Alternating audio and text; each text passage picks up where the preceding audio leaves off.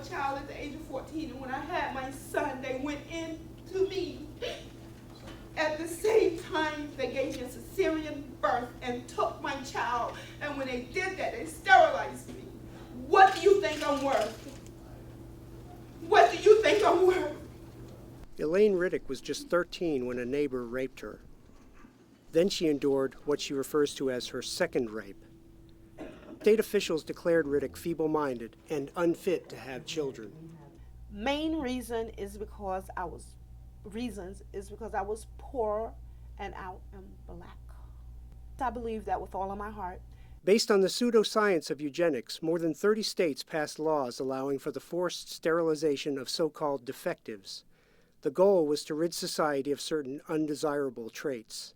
Some of those traits that they named were epilepsy, feeble-mindedness, promiscuity, criminal mentalities. Researchers believe that as many as 100,000 Americans were victimized. By the time North Carolina ended its own eugenics program in 1974, it had taken away the reproductive rights of 7,600 people. Most, like Riddick, were poor.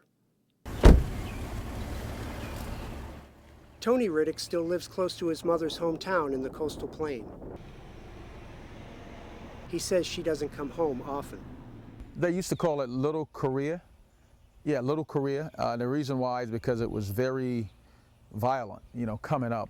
She grew up in a very, very abusive home. My mother's life and my life, by any measure, would have been, should have been, could have been totally written off. But the fact of the matter is God still prevails, and I'm grateful for that. Very, very grateful. His mother would be grateful for justice. She drove from her adopted home in Georgia to testify before a North Carolina task force considering compensation for sterilization victims. There's nothing that the state of North Carolina can do to justify what they did to me, what they did to these other victims. It's not my grandmother's fault that she was uneducated. It's not my mother's fault that she was abused by her husband. It wasn't my fault that my environment, that I was raised in, that I was brought up in this type of environment. I had nothing to do with that. I was a victim. God said, be fruitful, multiply, replenish the earth in His image.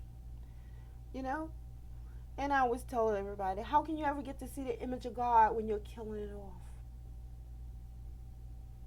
Riddick is tired of feeling like a victim, but she'll have to wait until next February to see if the Tar Heel state will give her and 2,000 other eugenics survivors justice.